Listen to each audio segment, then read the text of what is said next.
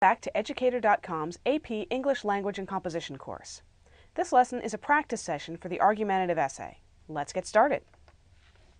Alright, we begin as always with a brief lesson overview. We're going to start with where to find the prompt. Now we're using a prompt from an actual AP test in this lesson, so we're going to give you a link and show you where to find it so you can read along. We're going to analyze the prompt, figure out what it's asking for. We're going to read the short text that goes along with it.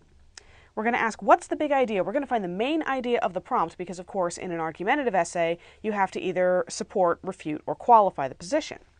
We're going to look at the scoring guidelines for this particular prompt. Then we're going to look at 3 sample essays provided by the College Board and figure out what gave them the scores that they got. And we're going to end with a list of tips for the argumentative essay. All right, to begin with, this prompt is available on the College Board's website. We should have a link for you right there. It is one of 3 actual free response questions used on the 2011 AP English Language and Composition test. So it's the 2011 test, not any other year.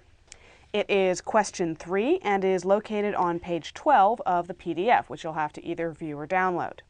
And the text that goes along with it is a quotation from an American revolutionary named Thomas Paine.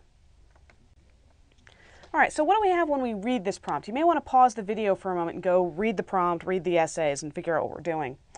This prompt offers background information to begin with. It gives us the date of publication, 1791, so if you're up on your history, you may be able to connect it to some interesting events. It tells you the author's profession, which is pamphleteer. That tells you he writes a lot of these.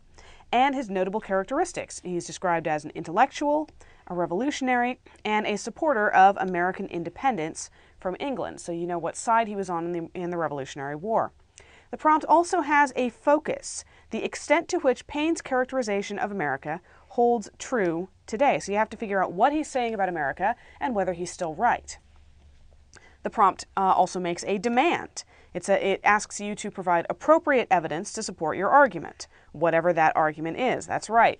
This is an argumentative prompt, so it is asking you to refute, support, or qualify Paine's argument.